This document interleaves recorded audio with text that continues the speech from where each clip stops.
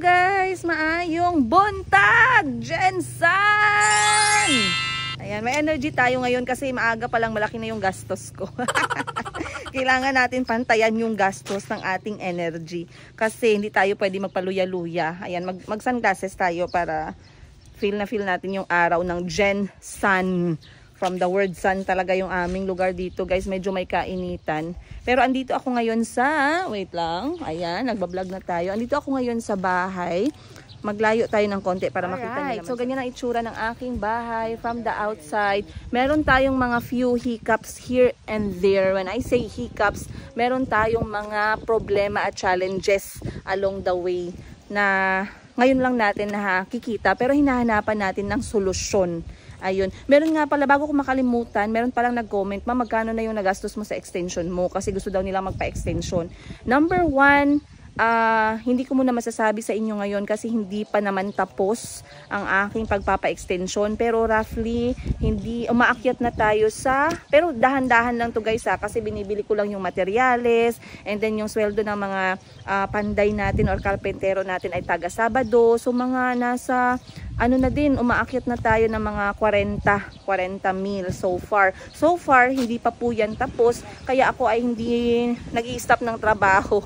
Kasi hindi pwedeng wala tayong madukot na salapi kapag nagpapa-extend tayo. At katulad ng sinabi ko sa inyo, very important for me na gawin to. Kasi ayoko na magluto sa loob ng bahay. Number one, for safety ng mga bata. Number two, ayoko na nag-aamoy yung bahay dahil nakakasira yan ng ating mood sa umaga. Kapag yung iyong damit ay amoy downy, pero paglabas mo ng pinto ng bahay mo, amoy ginisang sardinas ka na. So mag-effort naman tayo ng konti para naman maganda yung mood natin sa umaga at madala natin sa trabaho at makapag-perform tayo ng to the highest performance. Oh, diba? So anyway, yun yung aking challenges. Meron pa tayong isang challenge. Ngayon dito sa ating landscape, parang merong na-miss na process dahil ngayon ay tumubo itong mga jablo na damo. As you can see, guys, yan mga damo na yan. Lahat yan, ayan, tumubo. So pinabalik ko yung nag-landscape dito para maayos at masolusyonan itong problema natin sa damo. Dahil from the word landscape, dapat ay nakakakalma, hindi nakakabwisit yung mga damong to. So far lahat naman ng halaman ay okay, pero etong damo panira sa Bermuda. So kailangan nilang balikan para ayusin, which is today naman ay babalikan nila at titingnan kung ano yung solusyon na gagawin. Alright. Bakit ako nandito din ngayon? Dahil nag-meet kami ng interior designer. Yung interior designer guys, bali ang mangyayari, paglipat namin ng bahay ay ready to move in na siya. Sila na bahala sa kortina, mga gamit, mga lighting, mga pintura, decoration, cabinet, at mga details ng kusina, dining, and everything under the roof of my house. Ayun. So, etong interior designer na mention ko na sa inyo before, si Ma'am Ann, ang kanyang Facebook page ay ann.co. Nakita ko siya online at inintroduce sa akin ng aking eldest sister na talagang sila ay nag-i-interior design. At nung nakita ko yung kanilang page, sobrang nagandahan ako at naaliwalasan ako sa mga gawa ni Ma'am Ann. Kaya naman in-avail ko yung kanyang service dahil during that time naisip ko na wala na talaga akong panahon. Hindi ko na siya kayang gawin dahil nga ako ay nag-aalaga ng mga chikiting natin. At the same time guys, medyo wala talaga akong taste guys pagdating sa mga gamit na ganyan. Tsaka ako pag magbili, bili lang ako guys. Basta sale. Bahala na yung kulay dyan, bahala na yung sukat dyan. Basta on sale, bilhin natin yan. Ayoko namang maging parang, ano tong tawag? Parang maging bodega yung ating bahay ng mga gamit. Kaya dapat para maiwasan yung para maiwasan at hindi ma-waste yung ating energy, yung ating oras at yung ating pera at yung ating time, oras nga is time. Mag-seek tayo ng help at assistance sa mga professional. So, nagkita kami ni Ma'am Ann, bago lang. Madali lang naman yung aming pagkikita kasi may pinag-usapan lang kami about sa size ng kama. Itutur ko kayo ngayon sa loob para makita niyo. So, from here guys, pasok tayo sa loob ng bahay para makita niyo so far ang update. Okay, so dito muna nilagay yung mga gamit kasi hindi pa ready yung likod. Pero this week at saka next week kailangan nang matanggal lahat yan para masimulan na ang interior designing. Ngayon, syempre kailangan na merong air conditioner sa living room kasi ito yung pinagtatambayan dito sa bahay. Though wala pa akong budget para malagyan to, magtatrabaho pa ako, wala pa akong budget sa aircon ng 2 kwarto. So mag-electric pan muna ang all. Or mag-sharing is caring muna kami sa aircon. Ngayon, sa interior designing, dumating yung mga main furnitures, katulad ng sofa, mga kama sa kwarto, at yung gamit sa kusina. Yung kanyang table at saka chairs. So, specifically guys, I want to mention, kasi alam ko pag may mga bata, katulad ng sa akin, age 4 and under, talagang mahirap kapag yung mga gamit ay madaling marumihan at hindi child-friendly. So, talagang minention ko na nag-request talaga ako sa interior designer natin na si Ma'am Ann na kung pwede, ang mga gamit, lalo na yung para sa mga bata, ay child-friendly ang kulay. So, kulay at saka material. So, dito sa sofa, we came up with the decision na gawin siyang synthetic leather. Para kahit na marumihan, mabasa, pwede lang siyang punasan. So far, ganyan ang itsura ng ating sofa. Siyempre, ibabagay natin yan sa laki ng ating mansion or living room. Then, let's go now to the kids bedroom. Ngayon, sa kids bedroom, ang pinili na kulay ni Ma'am Ann. Huwag nyo itong tingnan guys kasi ito ay para sa living room yan.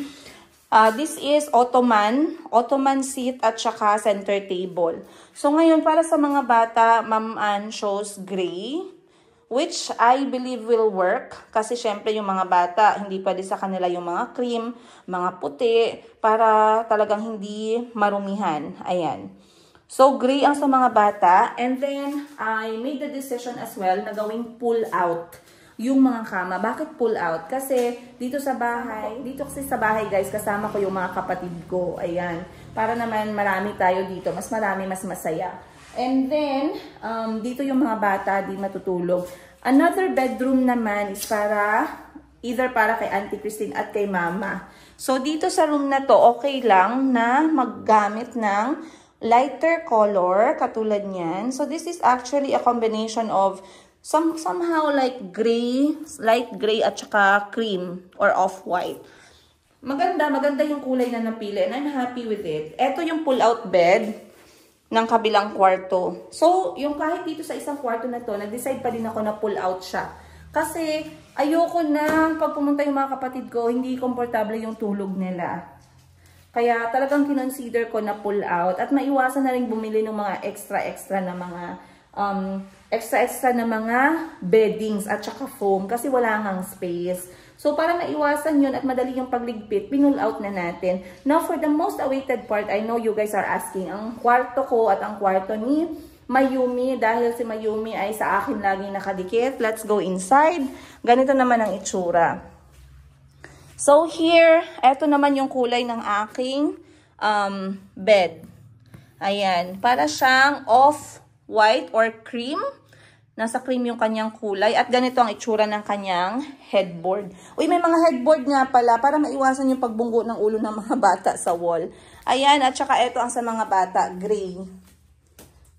Alright. So far yan pa lang yung nalalagay na gamit. At nag-usap kami ni Ma'am Ann about sa final date kung kailan sila magsisimula. I am very excited at excited din ako ma-share sa inyo kung kailan nga sila makakapag-start sa pagpapaganda nitong loob ng bahay. At syempre, katulad ng lagi kong minimension, nag-iisang bahay ko lang to. First time ever in my life that I'm going to have my own home. And just talking about it, guys, merely talking about this right now makes me feel like parang gusto kong umiyak. Nagiging emotional ako kasi I never thought na magkakaroon or aabot ako sa ganitong point na magkakaroon kami ng mga anak ko ng sariling bahay. At alam ko, marami pa akong gagawin, marami pa akong hanap buhay na kailangang pagtuunan ng pansin para maayos at matapos to at hindi mahulog sa utang or hindi mahulog sa, alam mo yun, mga unfinished na gawain. Kasi syempre kailangan meron tayong meron tayong nakukuhang salapi lagi pang bayad. So okay lang, at least I have this and I could say this is my own home. This is my safe place. This is my haven. This is where I can be relaxed and at peace. And, well, nakaka-emotional. Ayun, nakaka-emotional. Looking at it right now, at saan kami nagsimula, saan ako nagsimula, lahat ng mga challenges na dumaan sa buhay ko last year, God still gave me the strength and the wisdom na mag-focus sa kung ano yung dapat kong gawin para sa sarili ko at sa mga bata. Right. Ngayon naman, dito ko kayo dadalhin sa likod. So basically, eto dapat yung aming kusina. Ngayon, sabi ko sa interior designer, etong kusina na to is for decoration. Nalagyan na lang siya ng mga simple things and yung mga simple preparation ng pagkain. Pero yung heavy cooking talaga ay dito mangyayari sa ating extension. So, ganito lang itsura ng extension natin. After 2 weeks, magpo-flooring na sila tomorrow and then magta-tilings na tayo this week. As you can see, dito ang lutuan at ang lababo kung saan maghuhugas ng pinggan. Ginawa ko talaga siya na medyo malapad. Malapad ba? Sorry, mahaba. Kasi ayoko na, nagkakabungguan kaming magkakapatid. Lalo na pag pumupunta sila dito sa bahay para feeling relax sila habang nagluluto. Alam ko yung mga kapatid ko mahilig kasi kumain yan. Maya-maya nasa kusina para magluto ng itlog. Itlog lang pala yung lulutuin. And then doon banda yung ating lutuan. Ang idea una is itatabi sila dito, yung lutuan, tsaka yung lababo. Pero parang naguguluhan kasi ako na magkakatabi sila lahat. So sabi ko, let the lutuan na lang doon na side. And then dito na side is yung hugasan or may nagpe-prepare or nag-i-slice ng mga ingredients. Dito naman na side is ang magiging laundry. Ngayon baka nagtataka kayo, madam, magiging basa. Hindi naman kasi meron na siyang outlet na labasan ng tubig. At saka yung machine naman is yung parang spin dry. So pagkuha ng damit, ano na siya? Tuyo na siya. Almost tuyo. Saka isasampay sa likod. Lastly, yung room natin dun sa gilid ay ang magiging extra spare room. Though iniisip ko, habang hindi pa siya ginagamit kasi wala pa namang gagamit, lalagyan ko muna ng mat. Lalagyan ko muna ng mat or ng rug para makapaglaro yung mga bata dyan na room. Meron kasing, iba pa din kasi kung meron silang sariling space nila for toys. And I'm planning na bumili ng mga kukonting educational toys sa Shopee. Sila maglaro muna sa likod. So gagawin ko lang yung komportable for them. If they want to play, they can go at the back. If they want to play, guys, pupunta sila sa likod and maglalaro sila doon. Ayan. Most of the time naman kasi kasama din nila si auntie dito sa bahay. So, okay lang. Alright. Pwede naman din sila dito sa loob. Pero para lang maiwasan yung kalat ng laruan, gagamitin namin yung room na yon. Mag-o-organize kami doon ng mga bata. Lalagyan natin ng baskets here and there. Ayun. Ang toilet natin, syempre, ano pa? Horror movie pa. Kasi gamit na gamit pa yung mga tubig. So, marumi pa talaga yan. Pero the interior designing team, sila yung maglilinis, sila ang magre-repaint, sila maglalagay ng mga make sure na maganda yung bahay at malinis at talagang na lang, move in na lang talaga kami paglipat. So yun ang ating update, guys. Ako lang lahat nakita niyo sa camera kasi ang laki ng mukha ko, pero ngayon pasukin natin para mabigyan ko kayo ng napaka quick tour about ng update dito sa loob ng bahay. Let's go. So, pagpasok natin dito sa bahay, kanina pinakita ko sa inyo na dumating na yung ating mga main furnitures, yung mga malalaki lang muna. Kasi yung mga maliliit, pwede lang yun pang isang hakutan. So, ngayon dumating yung ating sofa, mga kama, at saka dining. And, eto, nagpa-request nga pala ako guys ng wooden doors para sa ating extension sa likod. Ayan. Sobrang excited ako. Ito nandito na sa loob ko, mga details natin para sa dining. And then, dito muna tayo sa kwarto. So, ganito nga pala yung setup niya. As you can see, andito ang 2-bedroom na spare. And then, andito na side naman ang master's bedroom. Ang master's bedroom lang ang merong toilet. Then, merong shared bathroom para sa dalawang extra na bedrooms. Then, going this side, eto yung kanyang kitchen and dining space. In fairness naman sa kitchen at saka dining, medyo okay yung kanyang space. Medyo malawak. So, hindi ko na-feel na parang magkakabanggaan kami dito. Medyo marami pa talaga siya ngayon, guys, kasi dito pa yung stock ng mga materials for the extension. Let's go. Sa likod naman, eto na yung magiging extension natin for cooking, for laundry, and for spare bedroom. Nagagawin ko muna playroom para sa mga bata. Tara, check natin dito outside. Tara guys, check natin sa likod. Excuse me, sir. Alright. So, ang gagawin nila ngayon ay, hindi ko alam. Process. Sinabihan pa ako ni Sir Balok. Alright. Dito kasi na side guys, ang magiging spare bedroom. Pero sa ngayon, gagawin ko muna siyang play area ng mga bata. Medyo malaki kasi yung space. Ayan. Pwede ko siyang lagyan dito ng mat at saka rug. Then lagyan ko lang dito ng mga organizers or mga bucket. Doon nilalagay yung kanilang mga laruan.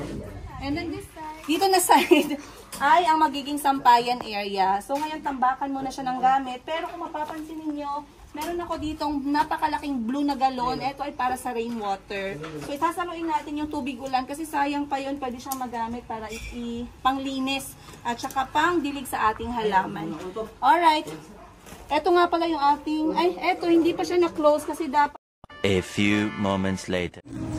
Okay. So, pauwi na sana ako guys. Pero, naalala ko, hindi na pala ako babalik mamaya. So, kailangan kong bumili ng merienda nila. Ganun tayong mga Pinoy, no? Pag nagpapatrabaho tayo ng mga bagay or mga bahay natin or meron tayong mga hinahire, para nakakahiya na walang merienda.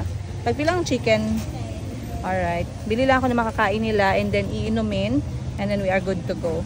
Bibili lang ako ng merienda and then we are going kasi wala dapat akong plano ngayon. Dapat ngayon ako ay pupunta sa tindahan at meron ako mga i-check na accounting. Kaso nag-ayayaan na naman yung kapatid. Nagkaayayaan na naman kaming magkapatid na mag-relax muna dahil ngayon nga ay araw ng mga puso. So, dadalhin ko yung mga bata sa dagat. Imimit ko doon ang mga kapatid ko para naman makapag-enjoy sila sa buhangin at makatakbo-takbo sa tubig dagat, guys.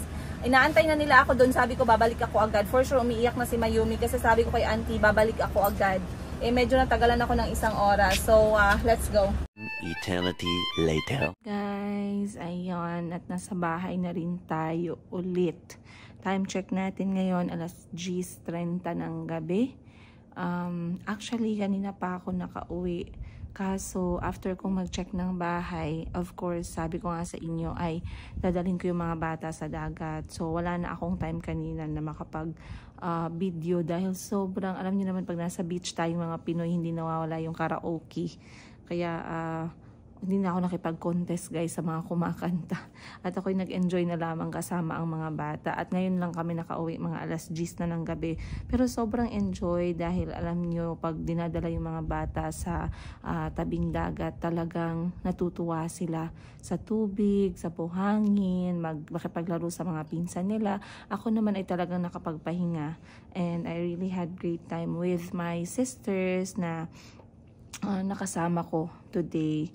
Other than that, ano pa ba ang nangyari ngayong araw? I believe yun lang.